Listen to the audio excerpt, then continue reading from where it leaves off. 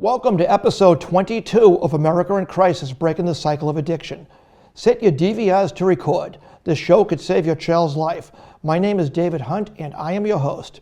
SADOD is an organization that gives us a place to go to find help coping with strong emotions like sadness after someone has died.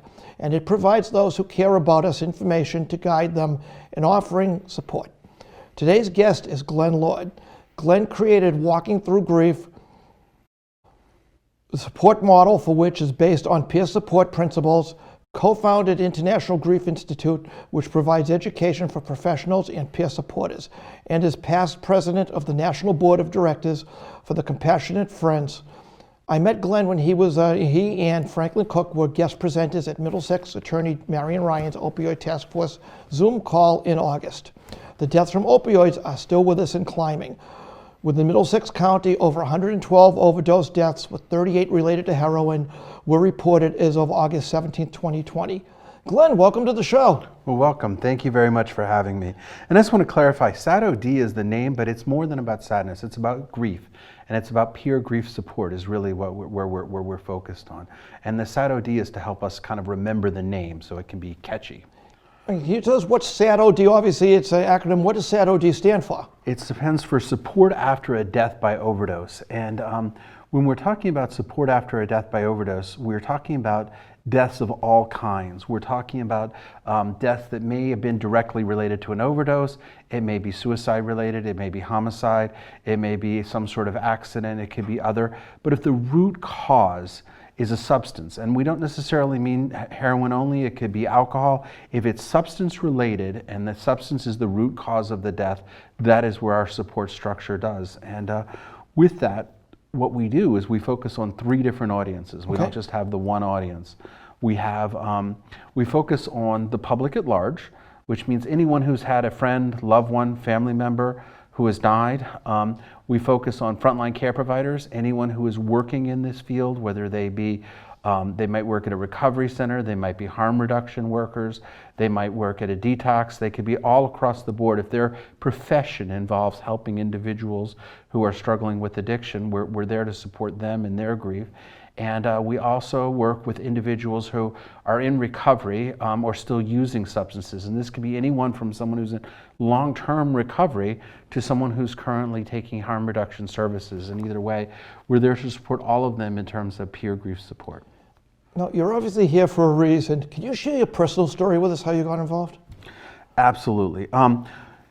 My story starts really in 1999.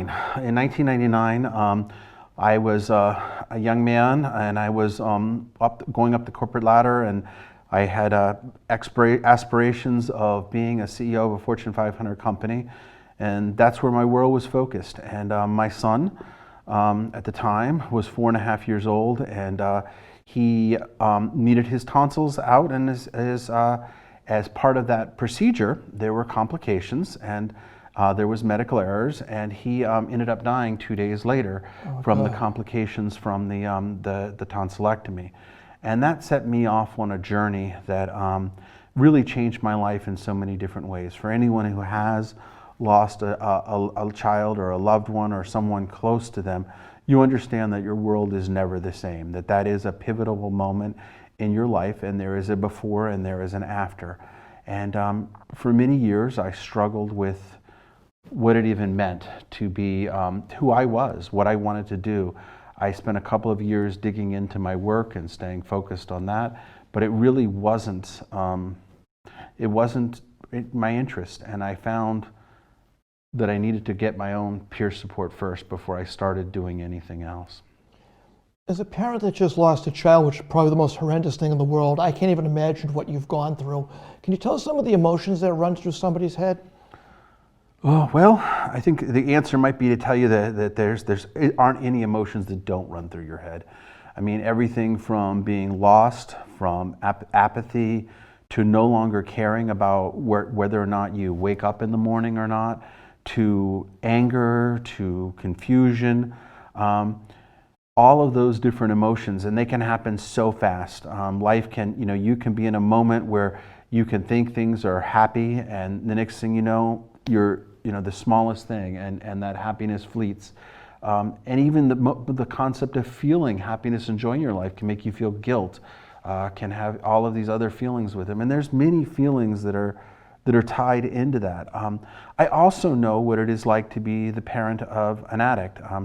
My oldest son is currently a struggling addict. If we had have done this show 10 days ago, I'd be telling you a very different story. He had been in a very bad place. About 10 days ago or so, he reached a point where he decided he needed to end what he was doing. And that was very scary because that was his word, is he was going to end what he was doing. And what did that mean to me? I didn't know. Did that mean he was going to die by suicide? Did that mean he was going to allow himself to overdose? Did that mean he was going to go into recovery? I had no idea. What it turned out meaning for him in that moment was he went into detox and is currently in a recovery center. But this is the 4th time he's been there. This has been a long, multi-year struggle, and I know the pains and sufferings and the grief associated with having a loved one struggle with addiction. When you lost your son many years ago, were there any support groups? Who did you turn to for comfort? Was there somebody back then you could call? Yes, I did. It was a different time and a different place, and the internet, for those of us who are old enough to remember 1999, I know there's people probably watching who don't even remember that, but for those of us who do, the internet existed, but it was a dial-up and it was very slow, and you could find information, but it wasn't like today where everything was at your fingertips. You would go to the local bookstore and you might look for resources, and there would be a small little section on the bottom where you could find a few books. But really where I found help is luckily one of my neighbors came to our house and said, I want to take you to a meeting. And I was so desperate for anything. My wife and I had no clue what we were doing. We got in the car with her. She dropped us off and took us to a meeting of the Compassionate Friends. And the Compassionate Friends is actually the world's largest peer grief support organization with about 700 chapters across the country, helping individuals who have lost a child, grandchild, or sibling from any means, not just substance use. Can we take about a minute and share with our viewers what type of support they gave you? What was the support like back then? Forget about today. Let's go back 20 years. Well, the support in many ways has not changed because it is peer support, and peer support is as old as mankind. I mean, when we were cavemen, we would sit around a fire and we would talk with each other and we would share commonalities, because what we're talking about here is peer support, not clinical support. Okay. I want to make sure that we're clear with that. So we're talking about individuals who have a shared experience and can relate. And there's many feelings that you feel. You ask what you feel. Well, one of the feelings you can feel is that you're completely alone. That that you are the only one who could have possibly feel this, and you know on one level that that's not true, but it doesn't matter what you know. Your feelings tell you otherwise. And to be able to sit across from someone and have them say, "I've been there too." When you're sharing things that others may find scary or unusual, you may say something along the lines of, every day before work, I stop off at the cemetery and I want to sit and talk to my loved one. And you know, others may look at you and say, "Why do you keep doing that every day?" And someone else says, "No, I understand. Maybe I don't go to the cemetery every day, but I open up my photo album and I look at it, or I look at the videos, or I spend time with that every day." So peer-to-peers like me talking to you, I'd probably feel a lot more comfortable opening up to someone who's gone through it than, quote, a professional that's probably I'm thinking is going to judge me. I'd probably be a lot more comfortable talking to you about my issue than the professional, like, okay, everything I say I'm going to get analyzed, right? Absolutely. A peer group is usually, I mean, it depends on the peer group you go to, but they can be anywhere from 4 people up to like 20 people. And what you'll do is in the peer groups, there's a facilitator, someone who, they're not the counselor, they're not leading it in that way, but they're facilitating the event. And people share their events, and like you say, there's a comfort level, there's a trust level that exists there. Now, can you please share with our viewers, how did you start SADOD? Well, SADOD started with my partner Franklin Cook was actually the originator of it. And Franklin was working on a couple of different programs to kind of understand where were some of the holes in the system, where could we find, and what we really found was he was trying to help the people who are in the front lines. And what we really found is in order to help the people in the front lines, we needed a much larger help base. And so Franklin and I have known each other for about 20 years, and we are part of a unique crowd where our focus is peer grief support. There are, I don't know, you probably could fit them all in the studio if you have every person in the country who focuses on peer grief support as kind of a profession. So it's a relatively small crowd, but we happen to live very close to each other, and we have known each other for a while. And so when he started this, we came to realize that there was a greater opportunity. And SADOD is a BSAS funded program. Okay. And as the need became clearer and the support became there, we formed an organization called Peer Support Community Partners. Okay. And through that, SADOD grew, and we developed all of the different aspects of who SADOD is. Okay, you offer support in so many different ways. Can you tell us about the people you serve? Yeah, again, we serve the three different communities. We serve the public, which is the public in general, and that would be people bereaved by substance use in any form. We serve people in recovery or still using, and that could be anything from someone in long-term recovery to someone taking harm reduction services.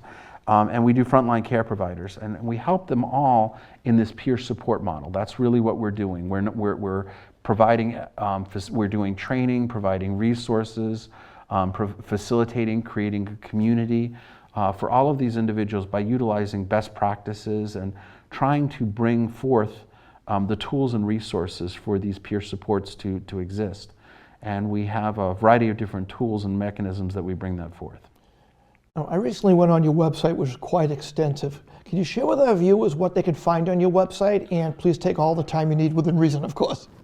Absolutely. The website, for those of you who are looking, is at sadod.org. SADOD.org is where you would find it. And on SADOD, what we have is the first thing we have is we have different portals for the three groups that we talked about.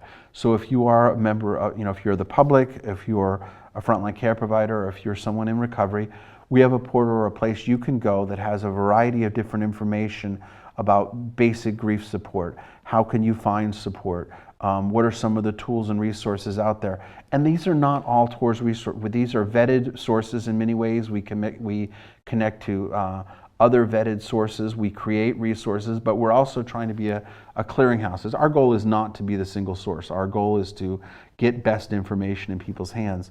So it's fairly easy for you to navigate and find what it is you want that way.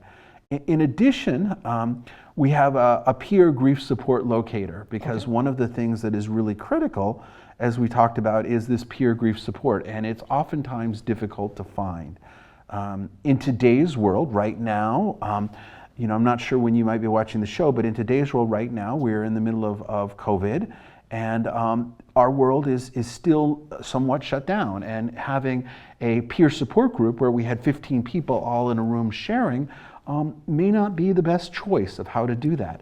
But most of our groups we have many groups that have opened up and are doing virtual peer grief support.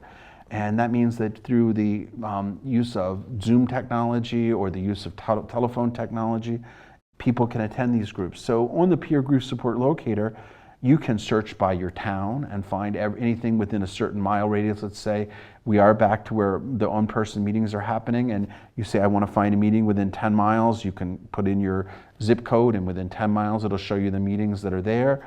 Or you could say, I want to find a meeting that's virtual. And right now there's about 20 groups that are virtual. So almost every night of the month, you could go to a virtual meeting if you wanted to.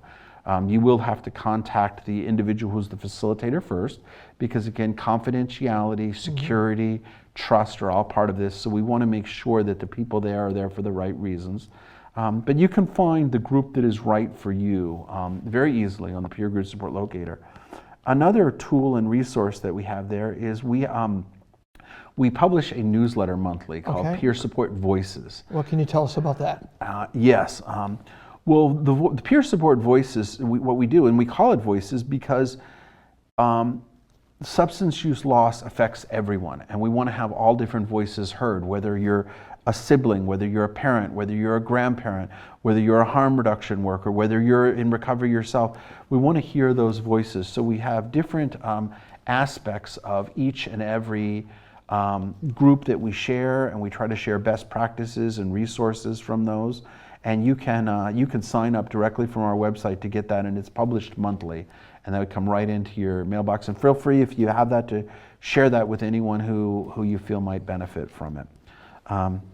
Another aspect of the website, again, because you talked that there's a lot of different pieces there is a memorial site on the website. Okay.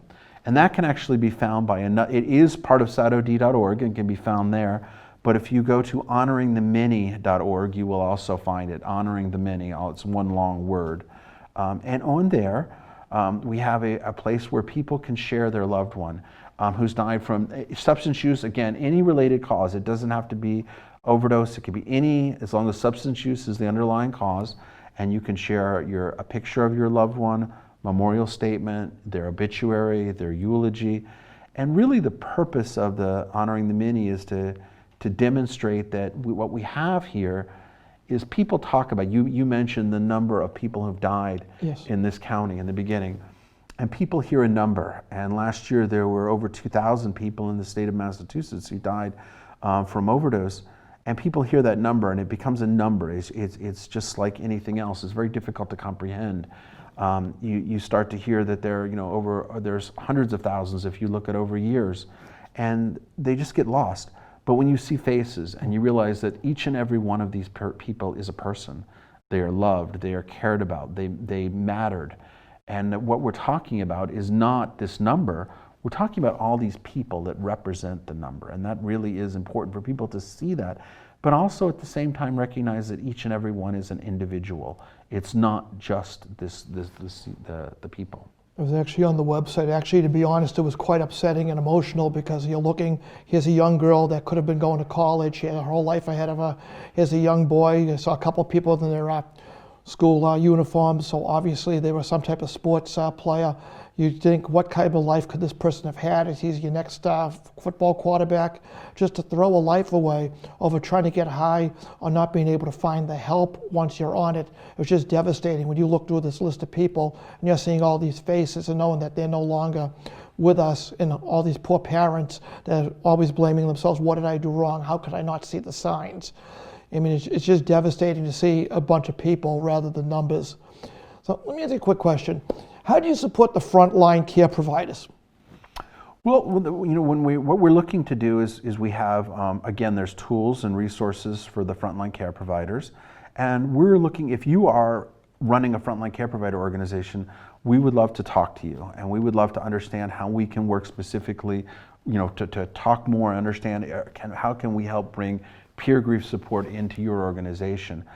Pre-COVID, before that happened, we did have some in-person trainings that we were offering, and we're still in the process of pivoting to bring those trainings more online, but we continue all the time to bring more of our trainings online for the frontline care providers. As well as there are a lot of very helpful resources on the website, and I really recommend I think the best thing to do is to take a look at that, because what you'll find is there's an awful lot of helpful resources for people to find and look at that point in time. As the public, how would I pay you for that service? Do I pay you? Do I send you a check? Or how does that work? Well, as a citizen of the state of Massachusetts, it's funded through BSAS, so it is funded through your tax dollars. Okay. And there is absolutely no charge for you as an individual. From an individual perspective, there's no charge whatsoever. Okay, it sounds like SADOD has just so much to offer. Glenn, we've got some time left over. Is there anything you'd like to say, final words, and give us a brief synopsis and overview of your organization? Well, yeah, there's a couple more things I'd still like to talk about, because we kind of didn't really finish with the website, because as you talk about, there's an awful lot of pieces on the website, and we jumped around and we talked about many of the aspects of the website. But another resource that people can find on the website is that we have a booklet here that you can order off of this website, and anyone in the state of Massachusetts can order this book. It's absolutely no charge. It is shipped to you at no cost. And what we can do with that book is that, or if you're an organization, let's say International Overdose Awareness Day just happened a few days ago. And if you're an organization and you would like to have 25 or 50 or 100 of these books shipped to you, we're able to take these books and we're able to ship them to you, and able to bring them into your organization so that people can find and utilize them in a way that works for them. One of the things I'd also like to talk about is that there's a large stigma associated with someone dying, and addiction is a disease, and I think that that's something that many people tend to miss. And if someone died from a different disease, if they died from cancer or heart disease or any of the other multitude of diseases which are out there, what they're going to find is that it's much easier to find that support. Yeah.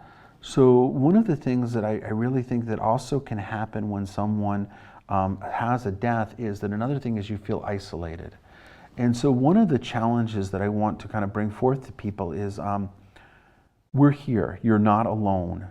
Take the moment to reach out, because one of the things that can be very, very difficult is you can feel that no one's going to understand, and that there are people we can help find those people for you, help get those resources together. If you run a peer grief support group right now, we have our best to understand the groups that are there, but I don't want to pretend that we're even close to understanding all the groups that are in the state of Massachusetts. We would love to have your group be listed on our site so that people can better find your organization, because they're not SADOD groups. I want to clarify that too. Okay, yeah, if you could, please. We, again, because SADOD, our goal is to create these resources and the trainings and provide the community, but we're working with all of the other organizations out there. We're not looking to be the single place for everything to find. So there's multiple organizations. There are private grief groups that are being run. There's GRASP is a group that focuses in on people who have had a substance use loss. There's a couple of other, the Sun Will Rise Foundation is another one. There's many throughout the state. The Compassionate Friends is one. And so what we do is we provide a place, every Saturday morning, for example, we have a group where the facilitators of these groups get together and they share best practices and resources, and we provide an opportunity for them to find their peer grief support.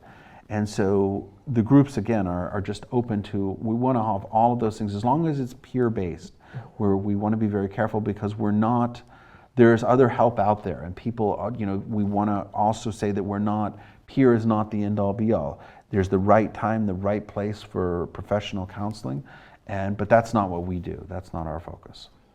It almost seems with the webinars, it's a lot easier for people to get the help that they need versus driving for what town, finding this. If they find something within their time slot, they can go right on a webinar. It sounds very convenient to get the help they need. That's actually one of the, I guess I would almost call it a byproduct. It's very easy for us to focus on all the negatives that have happened around COVID.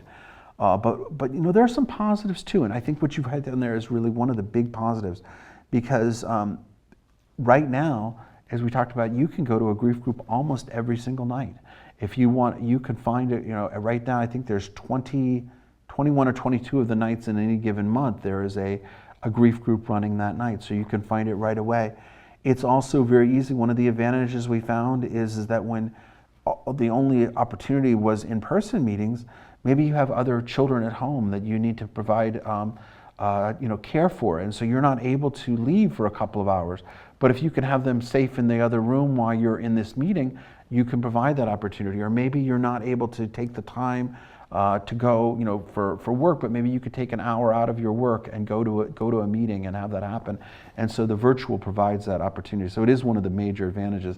And the plan for most of the groups is that even when things open up and we have in-person meetings, I believe we're going to see a hybrid where we're going to see both groups still continuing. No, that just makes sense. It makes it convenient to get the help that you need. Especially some people may have lost a driver's license if they have a drug problem. They may have had an alcohol problem. So now the meetings are out there, but they can't get to a meeting, or Uber's going to charge them $50, $60 to go.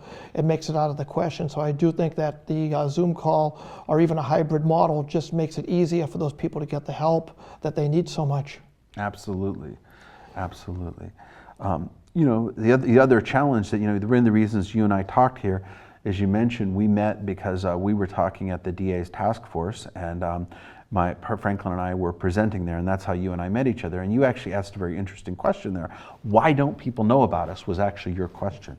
And we are relatively new, so I want to point that out. We're actually only entering in our second year, starting July. Okay. We just began our second year. But at the same time, why aren't we known? Because people aren't sharing it as much as we need word of mouth. So if you're watching this show, we please share our resources with anyone and everyone. And if there's a way that we can help you share those, please let us know, because that is our goal, is to get this out there. If in an ideal world, we wouldn't need this at all. But given that true ideal world isn't going to happen, what we want is everyone to find us who needs us. Glenn, that was very well put. Okay. Before we close this episode, I want to take the next minute to address all parents, teens, students about a deadly challenge that is sweeping TikTok. It is called the Benadryl Challenge. Benadryl is a common allergy treatment that is perfectly safe when used as directed. The recommended dose is 1 pill. The key ingredient is diphenhydramine. A known side effect is drowsiness. The challenge is to take as many pills as possible, which is usually a dozen, to supposedly get a high and hallucinate. To begin with, this is a fallacy. By the very nature of this medication, diphenhydramine, it can cause drowsiness. Diphenhydramine is a sedative. This means you will not get the high you are seeking. The only reason you may hallucinate is due to the lack of oxygen going to your brain. Our heart normally beats 60 to 100 times a minute.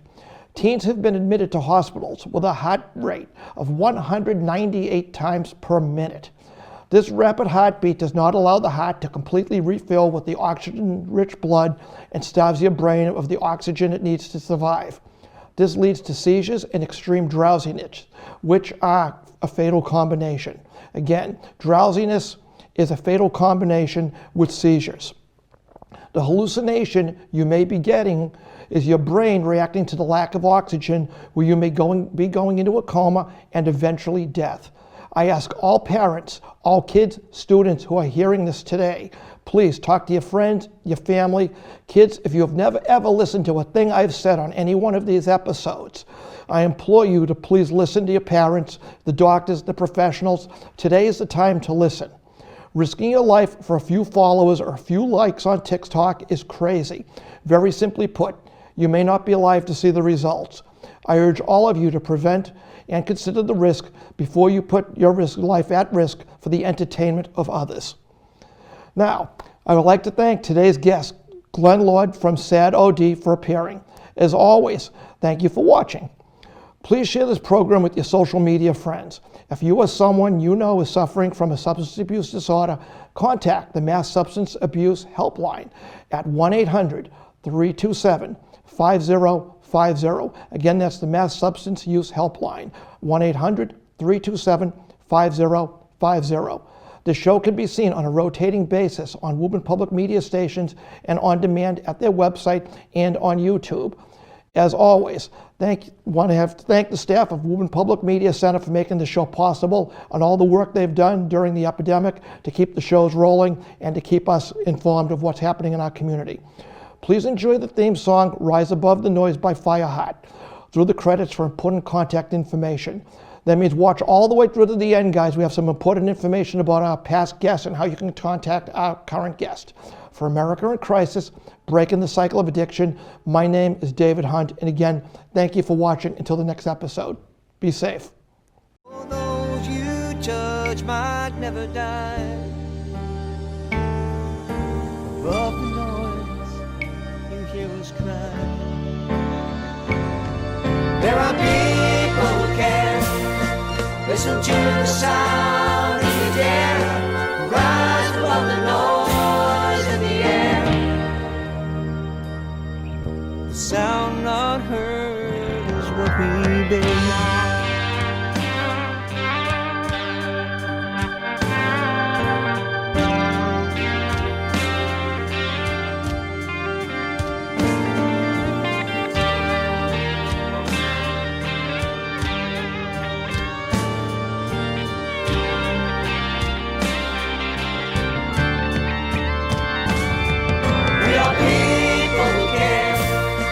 Listen to the sound if you dare.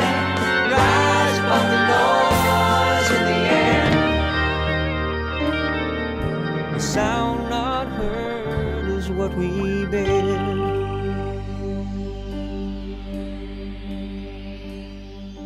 The whispers that I hear behind my back are those who never lost a child.